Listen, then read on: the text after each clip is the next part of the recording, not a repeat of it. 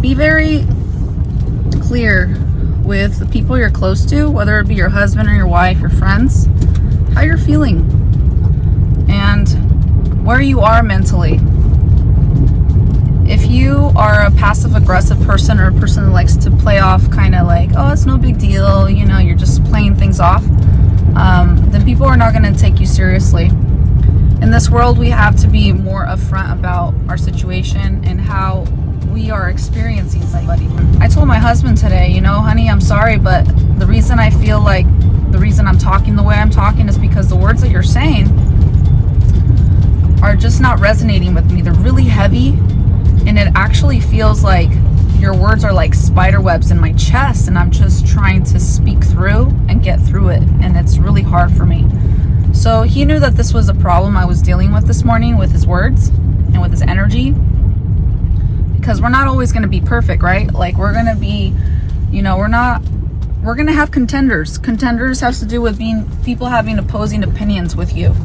So you can love somebody and suddenly both of you have opposing opinions. You're not always going to relate with each other, even if you love each other. And you don't necessarily have to break up or not be a friend anymore. You just have to be able to see that, you know, you're two different people, completely different, and we need to start like understanding that we can only handle so much, right? You can only handle so much of your spouse or your friends or your family.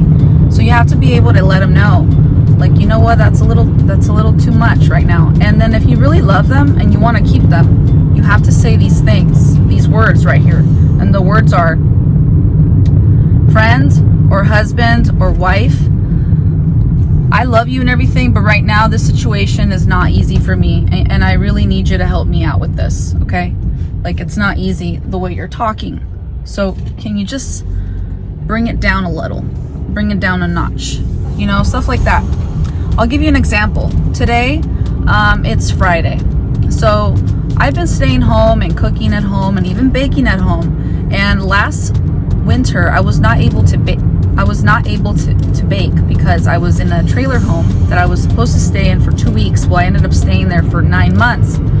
And we never managed to get a hold of the managers and have them fix the oven. The point here is that I'm baking. I'm at home baking, and I'm even cooking, and I'm doing things that are helpful to our family. So when I say to my husband, hey honey, what do you think about, when I'm suggesting, what do you think about we go out tonight? Like, how about we do this and that, you know, and I lay down the details. And he's like, oh no, we don't have any money, we're not going out. And I know that's not true, because, you know, a lot of times people do have money, but they say they don't have money because they don't want to spend the money, or they don't think the situation, that the place they're going to or the product they're about to purchase is important to them. But maybe it's important to you. So you have to be able to communicate that. So I communicated in a loving way, but it wasn't a fake way. It was the way that I felt it was loving, and I was very upfront. So I said, honey, you know what? That really upsets me a little bit, because you are really stimulating some anger inside of me. And this is a word that I learned in a psychology book. It's called Loving Your Spouse When You Feel Like Walking Away, okay? So this was a book given to me by a friend. No, I did not want to read this book, but ever since I started reading like just one page, second page, rest of the pages, every single page has been just amazing. Like, it really is attention grabbing, okay? It says every single thing I have to hear and need to hear, and every single person in this world that is in a marriage or in a relationship needs to hear. It's incredible. It's so powerful. So he used the word stimulate. You know, like, no one can make you feel anything, but they can surely stimulate or influence feelings, right?